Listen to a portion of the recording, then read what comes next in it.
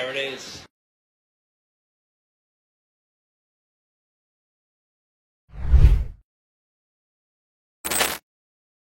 Halo Sobat GST.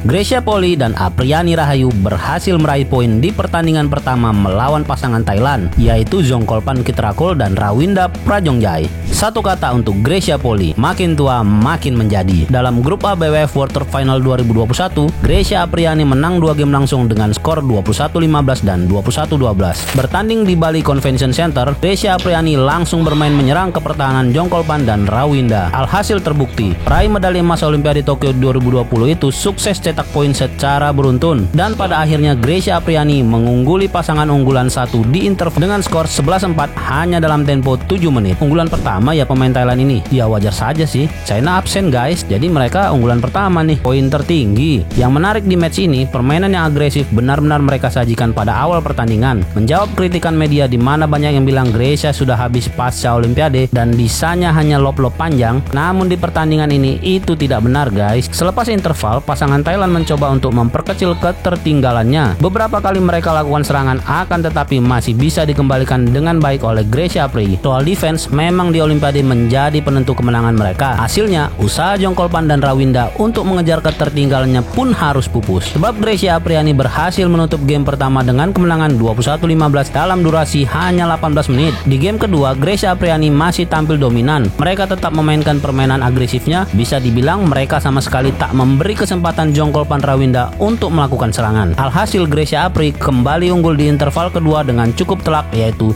11-5 selepas interval. Mantap. Setelah itu Jongkolpan Rawinda seperti kehilangan konsentrasi sebab mereka berkali-kali mati sendiri. Tak ingin menyanyiakan momen tersebut, pasangan Gracia Apri terus lancarkan serangan hingga akhirnya mereka sempat unggul cukup jauh dengan skor 17-10. Hasilnya Gracia Apriani dengan cepat menutup game kedua dengan kemenangan 21-12 dan membuat poin aman untuk langkah ke depan lolos penyisian grup untuk Gracia Apri. Mantap nih Kak Gracia, matang-matang keladi.